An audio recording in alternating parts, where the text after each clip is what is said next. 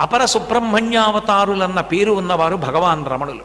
భగవాన్ రమణుల్ని చాలామంది సుబ్రహ్మణ్యావతారం అని పిలిచేవారు, సుబ్రహ్మణ్యుడిగానే కనపడేవారు కూడా చాలామందికి. ఆయనే ఒకసారి చెప్పారు, అకస్మాత్తుగా ఆయన పొదల్లోకి వెళ్ళిపోయారు. పొదల్లోకి వెళ్ళి బయటికి వచ్చి, అయ్యా ఎక్కడికి వెళ్ళారంటే వారి నోటి వెంట అబద్ధం అవసరం, ఆయనకి ఏముంది, కృత్తికల పాలు తాగి వచ్చానన్నారు.